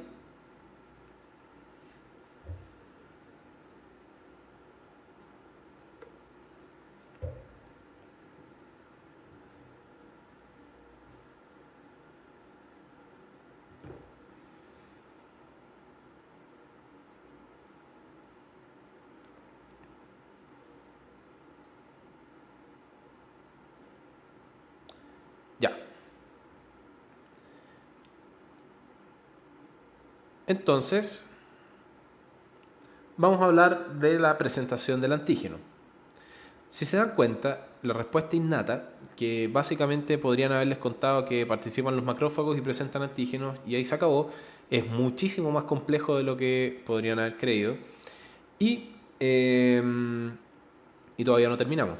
Entonces, ahora vamos a hablar de la famosa presentación de antígeno, dado que es una de las características estrella de la respuesta innata y de los macrófagos y de las células dendríticas. ¿Qué tenemos en esta imagen? Tenemos un TCR, que es el receptor de las células T, en rojo, y el complejo mayor de histocompatibilidad tipo 2 en verde. Adentro tenemos un antígeno, y esta interacción es la que va a permitir entrenar a las células adaptativas a reconocer un determinado antígeno. ¿Qué ventajas tiene la respuesta inmunológica innata? Dentro de lo que... Claro. Los detalles en particular de la presentación de antígeno los voy a hablar con la respuesta adaptativa. ¿Ya? Entonces la respuesta inmune innata, en global, es muy rápida, es inespecífica y activa en poco tiempo las respuestas adaptativas. ¿Ya? Los linfocitos NK o asesinos naturales los hablo en el sistema innato porque es un linfocito que está tanto en la adaptativa como en la innata, pero es más innato que adaptativo. Tiene receptores y tiene proteínas de diferenciación de clúster que son diferentes a los linfocitos T y linfocitos B. Por eso no tiene CD8, no tiene CD4, no tiene TCR y no tiene inmunoglobulina de membrana tipo receptor. Sino que las proteínas que tiene son las CD56 y SD3 negativo. Por lo tanto, en realidad tiene proteínas raras que no vale la pena aprenderse, pero lo interesante es que no expresa ni receptor de células T, ni receptor de células B o inmunoglobulina de membrana. No es fagocito, por lo tanto se activa por interleuquina 2 e interferón gamma. ¿Qué hace un linfocito natural killer? Es capaz de patrullar y se da cuenta de células que están infectadas con virus e induce apoptosis en estas células. Además, es capaz de, una vez recibiendo la influencia del macrófago con interleuquina 12, secreta interferón gamma, que además le dice al macrófago, oye, mata lo que tenéis adentro porque en realidad es un bicho. Entonces el macrófago se come el bicho, empieza a fabricar interleuquina 12 y el linfocito natural killer secreta interferón gamma y le dice, sí, mátalo. Entonces, cosas interesantes es que hay receptores, ¿no es cierto?, que son capaces de inhibir o potenciar la respuesta o el efecto que va a tener un natural killer. Y en este caso, como obviamente estamos hablando de infecciones virales, el principal complejo mayor de histocompatibilidad que estamos viendo es tipo 1. Cuando el bicho infecta, ¿no es cierto?, y es capaz de expresar el complejo mayor de histocompatibilidad tipo 1, pero tengo un receptor inhibidor expresado en la célula natural killer, no pasa nada. Sin embargo, si yo tengo un virus que inhibe la expresión del complejo mayor de histocompatibilidad tipo 1, el receptor natural killer va a quedar un poco cojo y eso va a decirle al natural killer, sabéis que hay algo raro, mátalo. Y lo mata. ¿Ya? Es así más o menos como actúa. En cuanto a la fiebre, que dijimos que es una característica bien particular, la definición, hay muchas definiciones de fiebre, hipertermia, hiperpirexia, etc. Pero nos vamos a abocar sobre un aumento de la temperatura interna por sobre 38 grados, axilar 37,5 alrededor. Hay gente que le dice respuesta inflamatoria sistémica y esta es un término mal empleado, puesto que la respuesta inflamatoria sistémica involucra muchas otras cosas, no solamente un aumento del set point del hipotálamo. La interleuquina 6 es el principal pirógeno endógeno de la respuesta inmune innata, junto a la interleuquina 1 beta y el factor de necrosis tumoral alfa, pero el principal es la interleuquina 6. El efecto que tiene es bien interesante porque produce una inducción enzimática a ciertos grupos de células que hace o que aumenta la expresión de una enzima que se llama ciclooxigenasa tipo 2 o COX-2, y eso aumenta la expresión de prostaglandinas de la serie E y eso permite que aumente la temperatura o que aumente la actividad de las células de los núcleos termorreguladores del hipotálamo, y eso hace que aumente el termostato, con lo cual obviamente aumenta la temperatura interna, aumentan los procesos metabólicos, etc. Ahí interviene todo lo que es el eje neuroendocrino. ¿Para qué sirve la fiebre? El calor no sirve para matar microorganismos porque tendríamos que estar hirviendo para poder matar microorganismos. El calor es exclusivo responsable de la respuesta inmune, no es tan así. Sin embargo, el calor mejora la efectividad de la respuesta inmune. Eso hay que desglosarlo dentro de lo que es una mejora de la perfusión distal y la mejor llegada de los leucocitos hacia las zonas de la infección. Y además afecta o interfiere en la replicación de los microorganismos, por lo tanto es una especie de bacteriostático.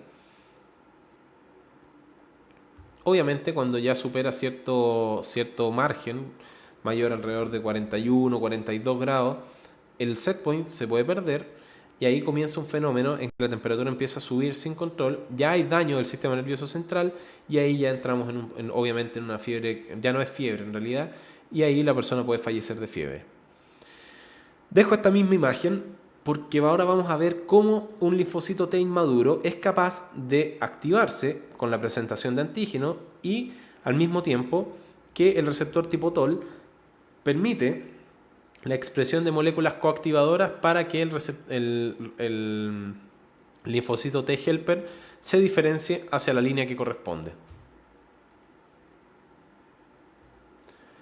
Por lo tanto, ahora ya hemos hablado todas las características de las líneas innatas, inespecíficas y rápidas que teníamos que hablar, y ahora lo que vamos a hablar va a ser de la respuesta específica, la respuesta adaptativa, y cómo es capaz el cuerpo de generar memoria y generar inmunidad específica en contra de un determinado microorganismo. ¿Ya?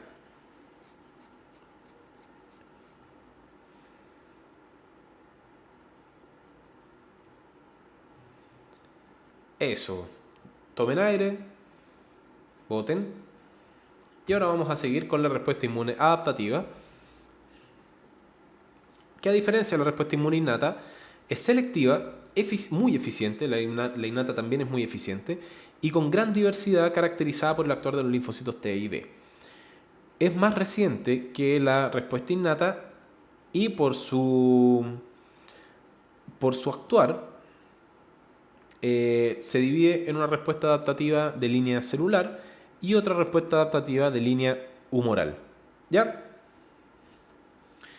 Dentro de las características, al igual de como hablamos de la respuesta innata, la especificidad es orientada hacia detalles o a estructuras detalladas de ciertos microorganismos. Inclusive, no necesariamente de un microorganismo, sino que puede ser una toxina o puede ser un determinado agente de una determinada proteína de un microorganismo, por lo tanto puede ser muy específico. En cuanto a los receptores, están codificados por genes que son producto de la recombinación de segmentos genéticos, por lo tanto eso le genera una enorme diversidad de capacidad para poder reconocer antígenos y poder fabricar, de alrededor de 10 elevado a 12, 10 elevado a 13. Los receptores se distribuyen de forma clonal, por lo tanto, si yo tomo un linfocito y lo entreno para reconocer un determinado antígeno, yo produzco una expansión clonal de ese linfocito y ese linfocito va a tener los mismos receptores, pero solamente ese clon.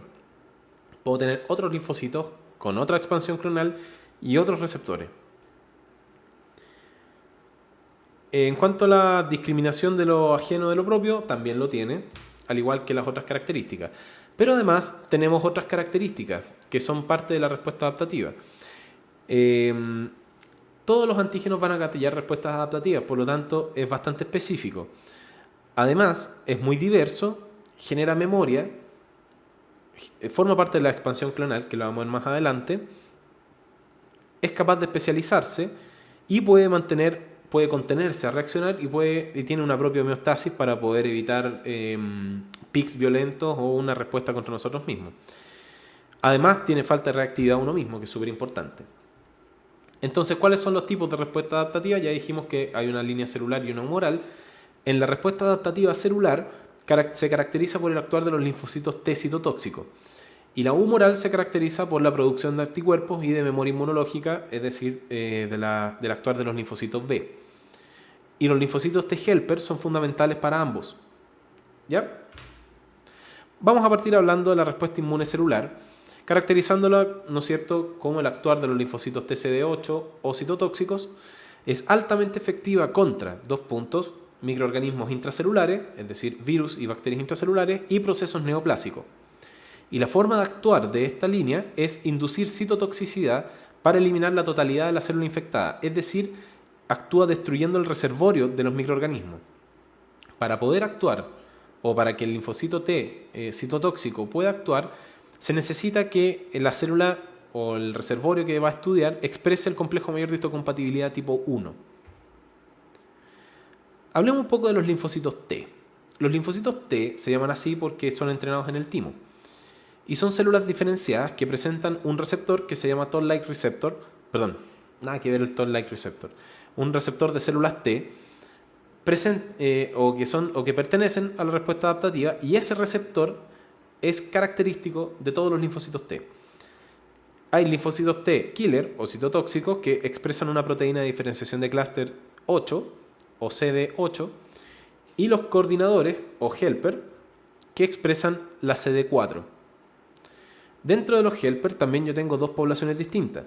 Tengo los helper TH1 o los linfocitos TH1 que son proinflamatorios y los TH2 que son antiinflamatorios y que intervienen también hacia la inflamación eosinofílica más que a la inflamación más violenta.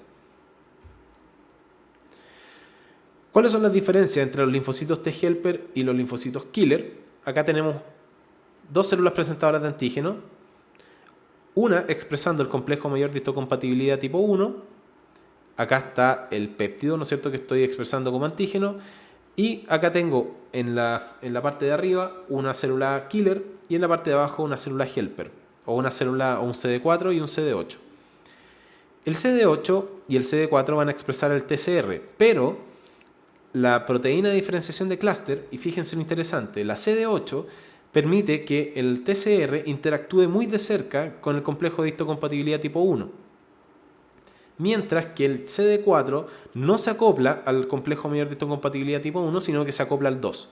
Es por eso que el TCR en la célula helper, con ayuda del CD4, permite que esta célula interactúe mucho más con el receptor, el complejo mayor de histocompatibilidad tipo 2, que presenta antígeno, y al presentarle antígeno obviamente ayuda a la función de la célula helper, y el CD8 como patrulla y tiene que ver el estado interno de la célula, tiene esta proteína que le ayuda a dirigirse hacia el complejo mayor de histocompatibilidad tipo 1, y esto le permite patrullar el interior de la célula más que recibir una presentación de antígeno. El linfocito killer no puede recibir la presentación de antígeno. Ahora, ¿cómo pueden saber esto? ¿O cómo el linfocito o el complejo mayor de histocompatibilidad tipo 1 puede expresar lo que está pasando al interior de la célula? Esto es lo mismo. Lo mismo que cuando hablamos del complejo mayor de histocompatibilidad tipo 2, ahora lo vamos a hablar para el 1. Acá, como estamos hablando de patógenos intracelulares, tenemos un virus, ¿no es cierto? Y tengo mi síntesis proteica viral, ya hablamos de los ciclos virales, acuérdense que los virus integran el material genético y se aprovechan de la maquinaria de la célula. Empiezo a expresar proteínas virales. Estas proteínas virales sufren una marca, y esta marca se llama ubiquitinización.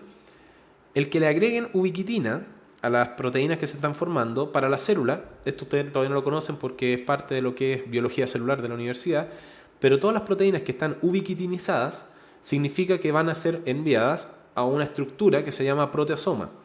El proteasoma es un cilindro donde se meten las proteínas ubiquitinizadas y se rompen y se obtienen todos sus constituyentes. Es un reciclador de proteínas. Estas proteínas virales ubiquitinizadas se van al proteasoma y se obtienen los péptidos constituyentes. Esto, en paralelo, ¿no es cierto? Yo tengo el retículo endoplasmático sintetizando complejo mayor de histocompatibilidad tipo 1, y acá se agrega estos fragmentos que fueron ubiquitinizados y se muestran, fíjense que se integran a la altura del retículo endoplasmático, después se va al Golgi y después se muestra a través del complejo mayor de histocompatibilidad tipo 1. Es decir, en vez de presentar el antígeno a propósito y decirle, mira, esto me comí, le dice, mira, esto está pasando al interior de mi célula. Así que mátame porque en verdad no tengo cómo salvarme y no quiero contagiar a las otras células. No sé si se dan cuenta lo bonito que es molecularmente esto. Es súper fino, es súper elaborado. ¿Cómo son los receptores de las células T y los receptores de las células B? Como estamos hablando de inmunidad celular, vamos a hablar del receptor de células T. Y el receptor de células T es una proteína, ¿no es cierto?, que está acá, que interactúa, ¿no es cierto?, con los receptores, con los complejos mayores de histocompatibilidad, dependiendo, puede ser tipo 1 o tipo 2, dependiendo si tienen el CD4 o el CD8. Tienen distintas cosas, ¿no es cierto?, que las caracteriza, pero lo que más me importa que entiendan es que en cuanto a las células B, el receptor es como una inmunoglobulina de membrana, mientras que en las células T es una proteína integral de membrana.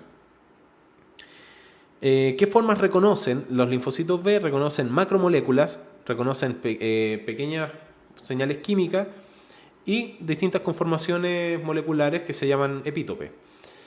Y en cuanto a las células, a los receptores de las TCR, cada clon tiene una especificidad única, ¿no es cierto?, por un determinado antígeno. Es decir, una célula B puede reconocer PAMPs también.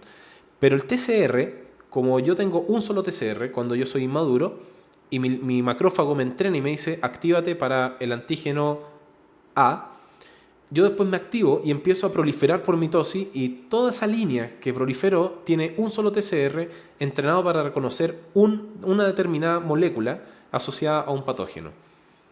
Por lo tanto, es como... ¡wow! Entonces, eso es lo que me interesaba contarles de eso.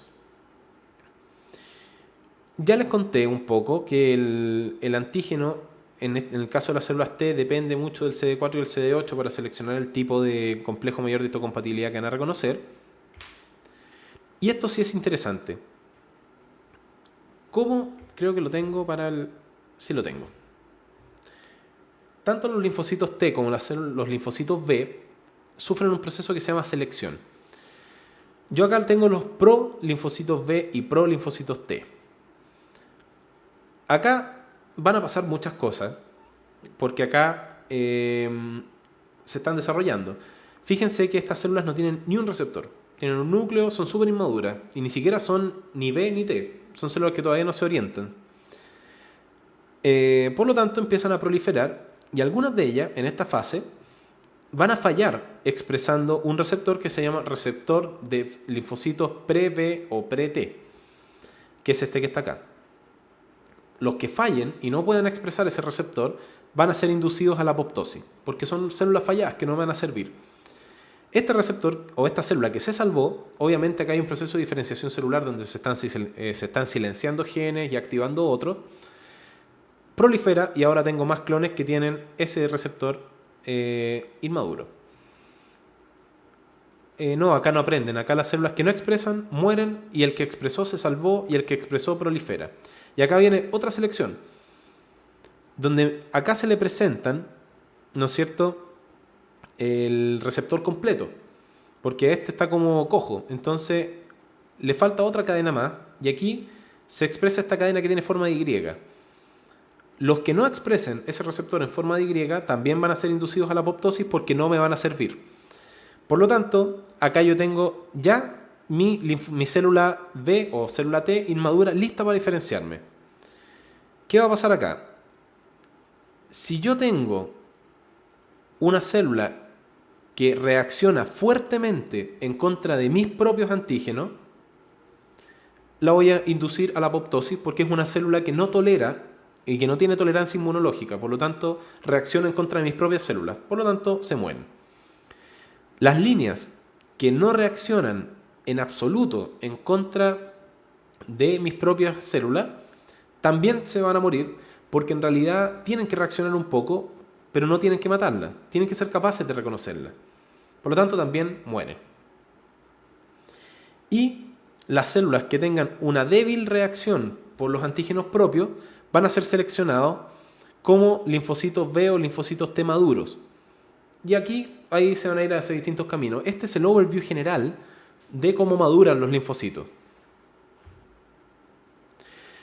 Esto no voy a entrar porque esto es muy complejo, pero es para contarles más o menos cómo se genera la diversidad y la recombinación de segmentos genéticos que generan la diversidad de receptores que nosotros tenemos. Hay distintos genes, ¿no es cierto?, que son capaces de formar las proteínas receptoras de las células T y las inmunoglobulinas de membrana. En este caso, hay distintos genes que no los vamos a comentar, tanto para los receptores de inmunoglobulina como para los receptores de células T, y la diversidad, ya sea por splicing alternativo como por otros mecanismos, en cuanto a receptores de inmunoglobulina, es decir, receptores de la respuesta humoral, alcanza alrededor de 10 elevado a 11. Calculen más o menos la dimensión de distintas moléculas que yo tengo para poder reconocer. Y las otras, de las proteínas receptoras de células, de los que forman los receptores de las células T, pueden alcanzar una cifra de alrededor de 10 elevado a 16. O sea, estamos hablando de magnitudes tremendas de capacidad de poder reconocer los antígenos. Hablemos ahora de cómo maduran los linfocitos T, porque como estamos hablando de inmunidad celular, acá yo tengo mi doble negativo, mi pre-T, y acá ya llegué a mi doble positivo, que es lo que habíamos hablado anteriormente. Aquí, como estos maduran en los tejidos linfoides, la célula dendrítica entrena los linfocitos T. En el caso de los linfocitos T también, se entrenan en el timo. Por lo tanto, pasan dos cosas. Como yo tengo CD4 y CD8, yo no sé quién se va a encargar de ser helper y quién se va a encargar de ser killer. Si yo le presento, ¿no es cierto?, algo, ¿no es cierto?, un antígeno propio en general, a través del complejo mayor de histocompatibilidad tipo 2, y hay una pequeña reacción, una débil reacción, se seleccionan y esas células se dirigen hacia el entrenamiento para hacer linfocitos T helper. Si hay una débil reacción o un reconocimiento por las células que se presentan a través del complejo mayor de histocompatibilidad tipo 1, se van a seleccionar para hacer linfocitos TCD8, para hacer linfocitos killer. Si estas células no reaccionan a ningún complejo mayor de histocompatibilidad, se induce la apoptosis porque en realidad son negligentes, son células que no reconocen lo que yo les presento, tanto patógenos intracelulares como extracelulares. Y si tienen una tremenda fuerza, tanto por el complejo mayor de histocompatibilidad tipo 1 como tipo 2, no me sirve, porque yo necesito poblaciones específicas, tanto helper como citotóxicas. Por lo tanto, también los elimino. Y me quedo con la población de células helper y de células killer que seleccioné. ¿Cómo es la efectividad, ¿no es cierto?, de los linfocitos TCD8? Hay microbios que son intracelulares, como el bacilo de Koch de la tuberculosis. Por lo tanto, los que sobrevivan a la fagocitosis también van a agarrar péptidos y los van a presentar a través del complejo mayor de histocompatibilidad tipo 1 para matarlo. Por otro lado, obviamente hay otros tipos de microorganismos intracelulares como el Trypanosoma cruzi, la Leishmania y los criptococos. Por otro lado, en el caso de la célula epitelial y los virus, ya lo hablamos, ¿no es cierto?, que se presentan a través del complejo mayor de histocompatibilidad. En cuanto a la expansión clonal, esto ya lo hemos dicho un poco la idea principal, pero básicamente yo tengo mi célula presentadora de antígeno que estimula por un lado a las células helper y por otro lado a las células killer. Yo estimulo a mi célula helper a través del complejo mayor de histocompatibilidad tipo 2, se activa, eso hace que crezca y, miren lo interesante, esta misma célula empieza a expresar interleuquina 2 y la interleuquina 2 hace que entre a la expansión clonal. Esta expansión clonal significa que yo soy un linfocito helper, me entrenaron para reconocer, por ejemplo, un antígeno que tenga forma de cono y me replico y me activo para poder tener todo un ejército entrenado para reconocer antígenos de forma cónica. Y después, obviamente, me voy a diferenciar hacia las células helper efectoras que van a activar macrófagos, linfocitos B, van a tener las funciones de los helper. Y además voy a dejar una célula de memoria. Las células helper también pueden dejar células de memoria y las células killer también pueden dejar memoria. Eso es algo interesante. Las células killer hacen exactamente lo mismo que acabamos de decir de las helper. ¿Ya? Si creíamos que la presentación de antígeno era tan simple como tener una proteína arriba y otra abajo, lamentablemente es más complejo que eso. No vamos a hablar de todo lo que está acá. Lo que importa es que hay una serie de comoléculas que tienen que ver con la presentación correcta del antígeno. Una de las que destaca, obviamente, es el reconocimiento de antígeno a través del TCR y del complejo mayor de histocompatibilidad tipo 2. Y otra es la adhesión, es decir, que el linfocito y la célula presentadora de antígeno permanezcan lo suficientemente cerca para poder generar una correcta presentación de antígeno. ¿Por qué agregué B7? ¿Y por qué no hablé de todos los otros coestimuladores? Porque B7 es muy interesante. Fíjense lo importante que es. Mi célula T ingenua o inmadura va pasando y comienza a estimularse, ¿no es cierto?, a través de la presentación del complejo mayor de histocompatibilidad tipo 2. Sin embargo, como yo tengo, o mi linfocito inmaduro también tiene otras proteínas que requieren activarse para poder decirle, oye, mira, este es el antígeno, actívate y genera clones. Esta célula T se transforma en una célula anérgica, es decir, una célula como que no responde. Sin embargo, si es que la célula presentadora de antígeno, y acá vuelvo al Toll-like receptor, si la célula presentadora de antígeno, junto con comerse el bicho, se activó el Toll-like receptor, presento a través del complejo mayor de histocompatibilidad tipo 2, Y además, agarro, ¿no es cierto?, y empiezo a expresar coactivadores como B7, y B7 se encarga de activar el linfocito helper junto con otros coactivadores, y además el macrófago activado expresa interleuquina 12, que es una interleuquina que promueve la diferenciación y la proliferación clonal de las células efectoras o de las células T efectoras. Entonces es algo que los coestimuladores se requieren. Por lo tanto, la acción de la célula presentadora de antígeno es comerse el bicho, presentarlo, ¿no es cierto?, a través del complejo mayor de histocompatibilidad tipo 2, y además estimular el Toll-like receptor para expresar los coactivadores que son necesarios para la presentación de antígeno. Un macrófago puede estimular al mismo tiempo un helper y un citotóxico. Sí. Recuerden que el citotóxico se activa a través del complejo mayor de histocompatibilidad tipo 1 y el helper a través del tipo 2. Y como el macrófago es nucleado, tiene los dos. Por lo tanto, en este caso, en que es una célula somática infectada, se la come, ¿no es cierto?, el macrófago, y el macrófago expresa tanto proteínas en el complejo mayor de histocompatibilidad tipo 2 como en el tipo 1.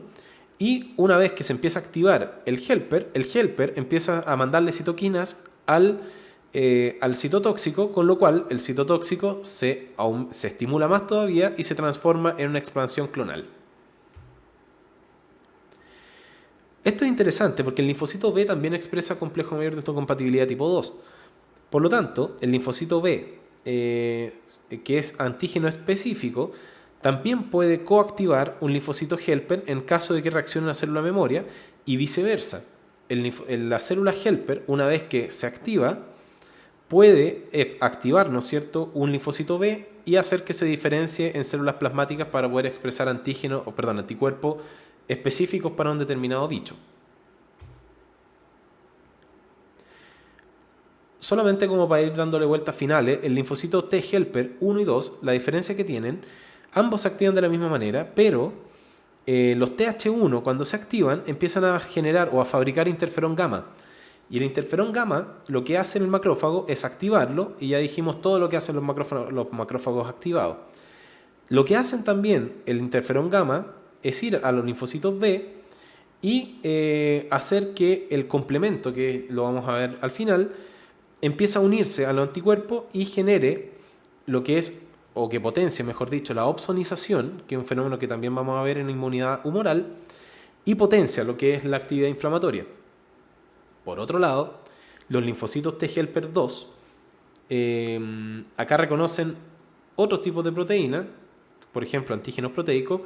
Se activa los linfocitos inmaduros, se diferencian hacia TH2, y el TH2 empieza a producir interleuquina 4 e interleuquina 5. La interleuquina 4, ojo, que actúa sobre las células B y le hace un fenómeno que se llama isoswitch, que hace que en vez de fabricar un determinado anticuerpo se estimule la síntesis de inmunoglobulina E. Y ¿qué es lo que hace la inmunoglobulina E? Se va hacia los mastocitos y provoca que se liberen los gránulos de histamina.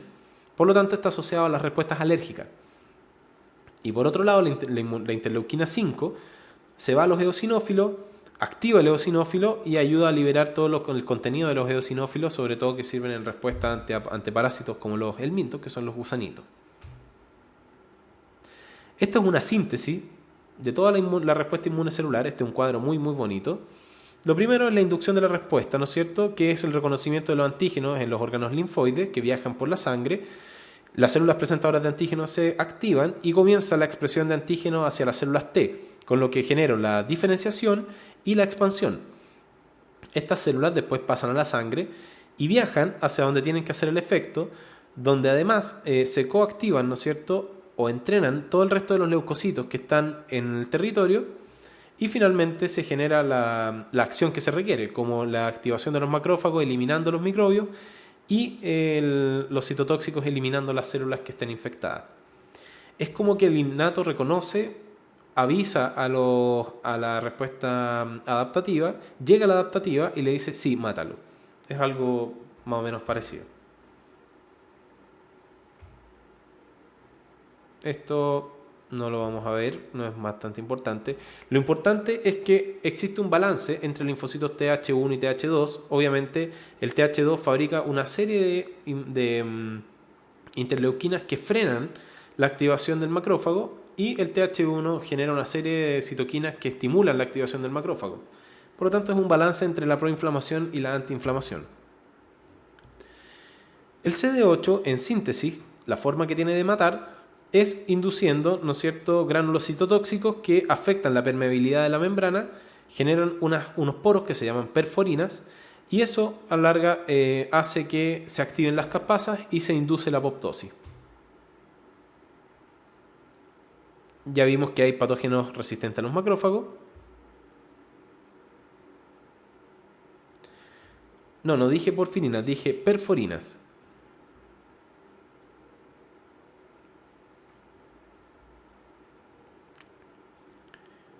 Esto ya lo vimos y en resumen, ¿no es cierto? Esto es todo lo que hemos hablado. Les dejo la diapositiva para que la lean en sus casas cuando suban el PowerPoint, no lo vamos a leer ahora.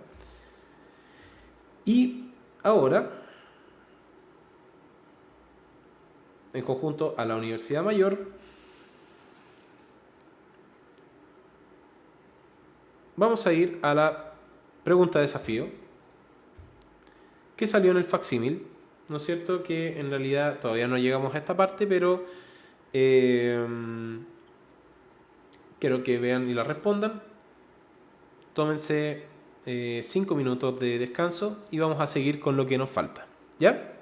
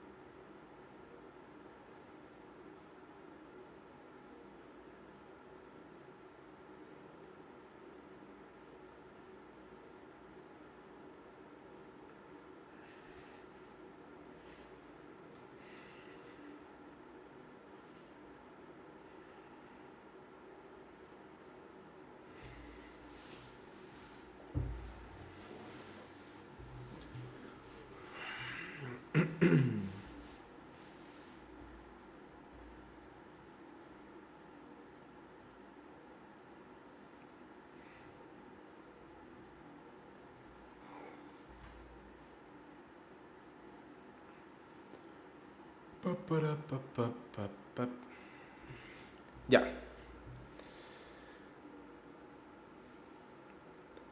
En realidad, dentro esta pregunta, si bien salió en el facsímil oficial, yo no estoy muy de acuerdo en este tipo de preguntas porque no tiene ningún objetivo. En realidad, pedirle a un alumno, un postulante, ¿no es cierto?, a la universidad que sepa reconocer las enfermedades autoinmunes, en realidad no tiene ningún sentido. Es mucho más preferible que les pregunten cómo funciona la respuesta inmune. Por lo tanto, bueno, la respuesta correcta de todas las que se plantean ahí es efectivamente la D. La fenilcetonuria no es una enfermedad autoinmune, es una enfermedad metabólica, ¿no es cierto?, que es por un déficit de la enzima tinosina hidroxilasa. Y que es parte del screening neonatal, ¿no es cierto?, de Chile. Pero eso.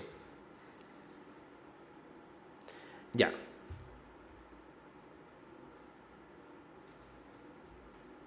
Creo que llevamos como 1 hora y media de clase, si no me equivoco.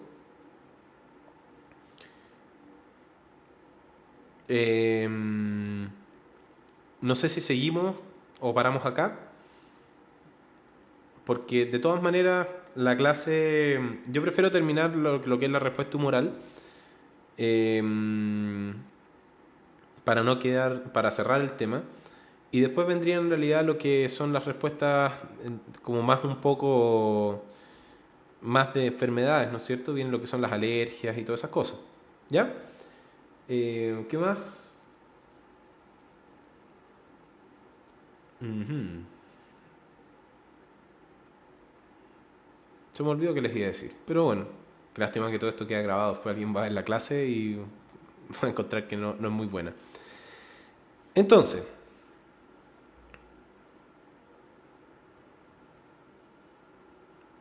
no, yo creo que vamos a seguir. Entonces, si es que ustedes quieren seguir, yo prefiero que seguir y terminar la respuesta inmunológica y después otra clase seguir con el pedacito que nos queda, ¿no es cierto? Que sería lo que es las enfermedades inmunológicas, alergia, hipersensibilidad, etcétera. ¿Ya? Eso. Sigamos adelante.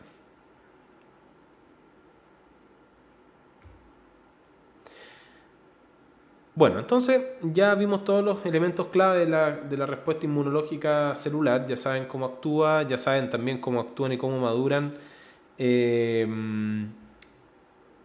ya saben cómo maduran los linfocitos helper y cómo actúan los linfocitos citotóxicos. En cuanto a la inmunidad adaptativa humoral, es una inmunidad que se caracteriza por el actuar de los linfocitos B y en particular se caracteriza por la producción de anticuerpos. Por lo tanto, tenemos que entender lo que son las inmunoglobulinas y lo interesante es que es altamente efectiva contra microorganismos que no tienen o que tienen en realidad antígenos tanto proteicos como no proteicos. La característica o el problema de las otras respuestas es que son muy enfocadas en las proteínas. Entonces, acá sí prima la otra parte. Y bueno, tienen complejo mayor de histocompatibilidad tipo 2 en el caso de los linfocitos B y pueden activarse independientes de los linfocitos TCD4. ¿Cómo actúan las inmunoglobulinas? Las inmunoglobulinas, como en términos simples, ¿no es cierto?, están hechas de 2 cadenas pesadas que están acá abajo y 2 cadenas livianas que están acá arriba. Tienen una zona que es variable que se llama segmento AB o FAB, fragmento AB, y tienen una región constante que se llama fragmento C o FC o región FC.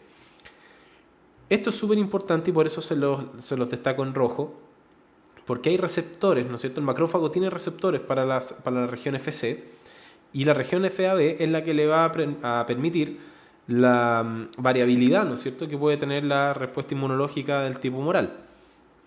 Hay inmunoglobulinas que pueden estar unidas a la membrana plasmática, como en el caso de la inmunoglobulina M, y también la inmunoglobulina D, que es parte de los receptores del linfocito B. Para mantener la estructura hay uniones de tipo enlaces débiles, ¿no es cierto?, porque esta es una proteína cuaternaria, y además hay enlaces disulfuro que le otorgan estas características especiales a los anticuerpos.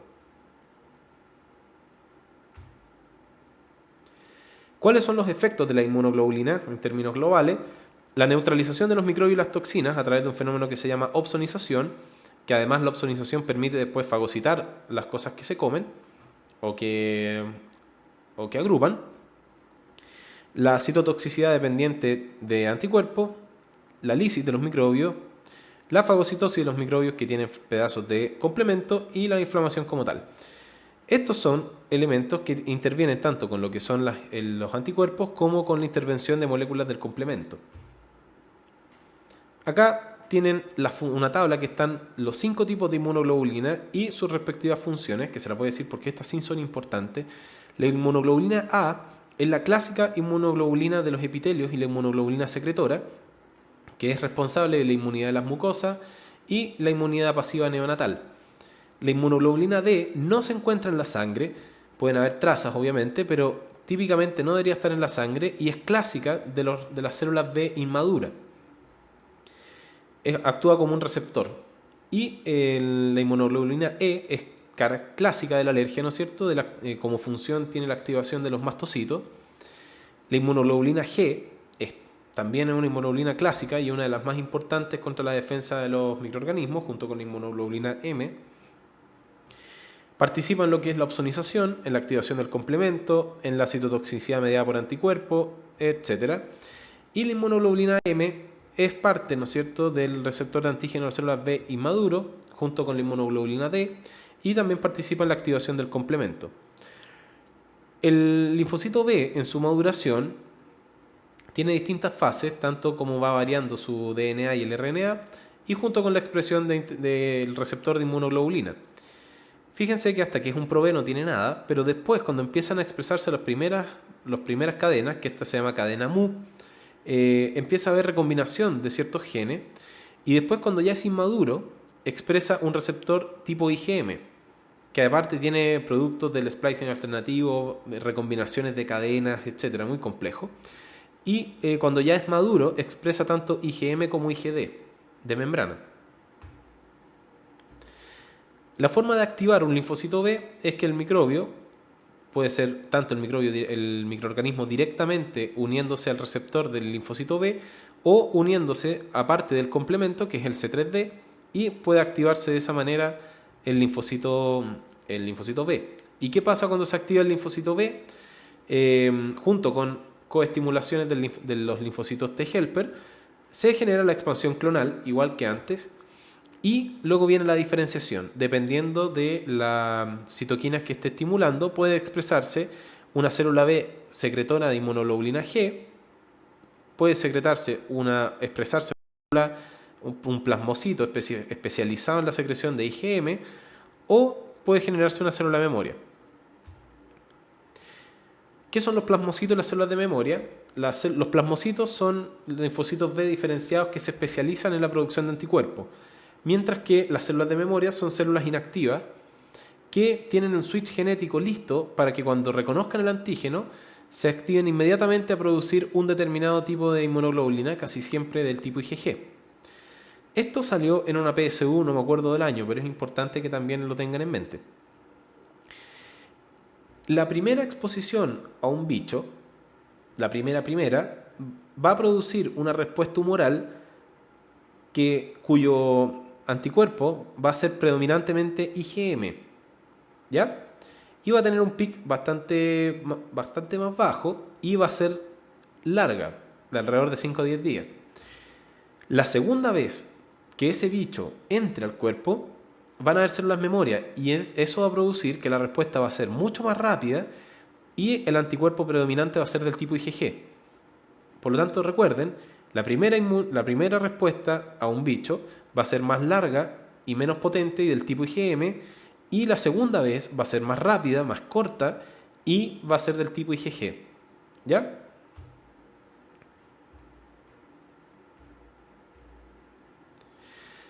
Esto es lo que yo les decía, los isoswitch o switch de isotipo inmunoglobulina, que dependiendo de la estimulación que reciba en la célula B, puede ser expresora de IgM, expresora de IgG, de IgE o de IgA. Acá están todos los coactivadores para que un determinado linfocito B produzca una determinada inmunoglobulina. Como por ejemplo el interferón gamma produce que el linfocito B produzca inmunoglobulina G, la interleuquina 4 que producen los TH2 hace que el linfocito B produzca IgE, y así sucesivamente. Estoy yendo un poco más rápido para que no se aburran.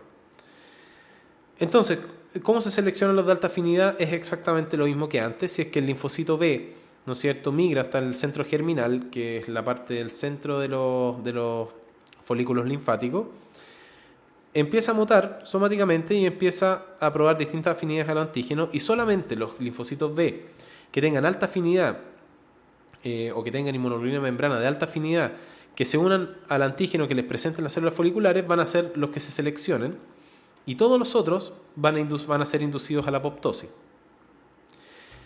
Algunos efectos de los anticuerpos, por ejemplo, acá yo tengo un microorganismo que va a infectar una célula epitelial, este es el caso sin anticuerpo, y si no tengo anticuerpos, logra infectar y entra a las células epiteliales. Si tengo anticuerpo, el anticuerpo bloquea el ingreso de este microorganismo al epitelio, por lo tanto no infecta el epitelio. En el segundo caso, la liberación de los microorganismos de una célula infectada generalmente va a afectar a la vecina, como el caso de los virus. Si tengo anticuerpo, el anticuerpo va a bloquear ese patógeno que va a salir de la célula, por lo tanto no va a poder infectar la del lado. Y el efecto de una toxina tiene un determinado receptor y obviamente puede tener efectos patológicos como la necrosis. Si tengo anticuerpos, el anticuerpo puede neutralizar esa toxina y ya no tengo la necrosis que me produce esa toxina. Como es el caso de la toxina pertussis, que es la que provoca los efectos patológicos de la tosferina. Entonces, ¿qué es la opsonización? En términos bien coloquiales, opsonizar es lo mismo que apanar. Es que la inmunoglobulina G rodea al microorganismo, los fragmentos, las regiones FAB, rodean todo el microorganismo y quedan todos los fragmentos FC hacia afuera. Y el macrófago, yo les dije que tiene un receptor que se llama Fc gamma RI, que lo dijimos al principio de la clase. Ese receptor es un receptor específico para el fragmento Fc de la inmunoglobulina G. Por lo tanto, cuando opsoniza un patógeno, todos los fragmentos Fc quedan hacia afuera. Y eso permite que el macrófago se coma, ¿no es cierto?, lo que tenga esta unión con anticuerpos del tipo IgG, y se genera la fagocitosis del microorganismo. Por lo tanto, la opsonización, entre otras opciones, además de neutralizar la acción de un microorganismo u otra cosa, favorece la fagocitosis y la presentación del antígeno a las otras gamas de células adaptativas. Por lo tanto, eso es más o menos lo que yo lo que le quería decir de inmunidad humoral. Lo dijimos un poquito más rápido en honor al tiempo. Y muy cortito, porque necesitamos decirlo, el sistema del complemento es un conjunto de proenzimas que se fabrican en el hígado, que tienen un rol súper importante en la inmunidad, pero no es secretado por parte de las células que participan en los sistemas de defensa. El complemento son una serie de proteínas que creativamente se llaman C1, C2, C3, C4 y así sucesivamente, y algunos con subtipos como el C5A, C5B. Y hay distintas vías de activación del complemento. La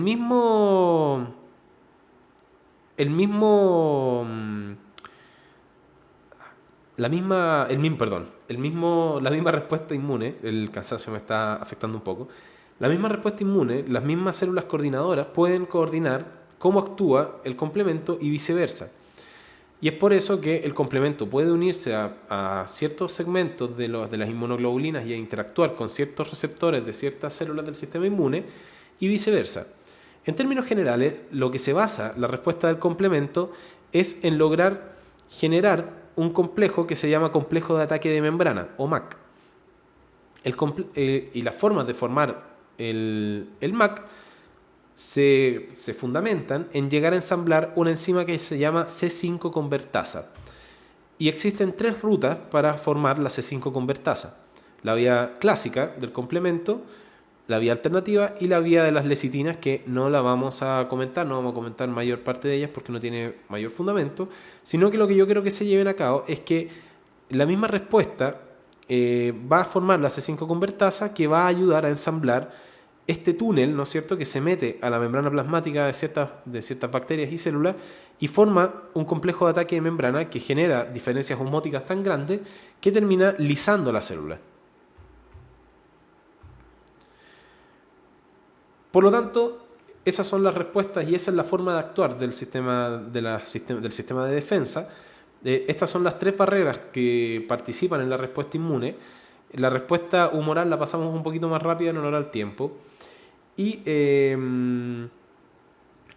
lo que viene a continuación yo creo que lo vamos a pasar la próxima clase porque es principalmente los trastornos de la respuesta inmune, las vacunas y los trasplantes. Así que eso. Dentro de las dudas, el loxocelismo también, pero no tenemos inmunidad contra la toxina loxocélica, pero usamos distintos sueros y todo, que no han tenido mayor utilidad en todo caso, pero se fundamenta más que nada en bloquear las respuestas del tipo alérgico, antihistamínicos, etcétera. Los anticuerpos pueden destruir de manera directa un microorganismo, es muy difícil. Lo que hacen los anticuerpos es marcarlo, neutralizarlo, va por ahí. Lo único que pueden realizar una lisis directa es el complemento a través de la formación del complejo de ataque de membrana. ¿Alguna otra pregunta?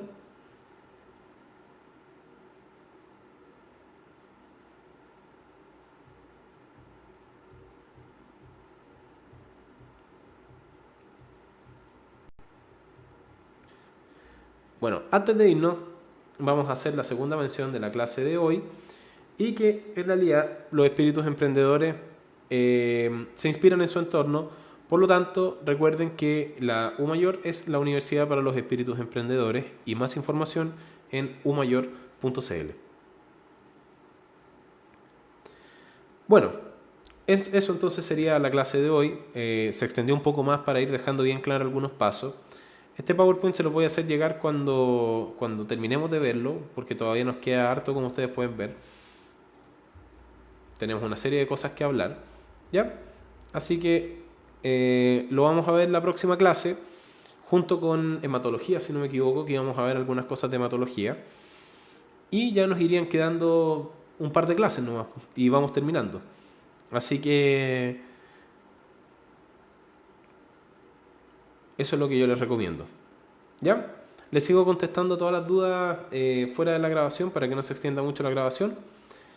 Así que eso, me despido. Muchas gracias por estar acá el día viernes, por la longitud de la clase. Me excuso si es que estuvo muy compleja, pero esto es un tema que hay que ir de a poco estudiándolo. No se adquiere todo esto de la noche para la mañana. ¿Ya? Eso. Muchas gracias. Que estén muy bien. Chao, chao.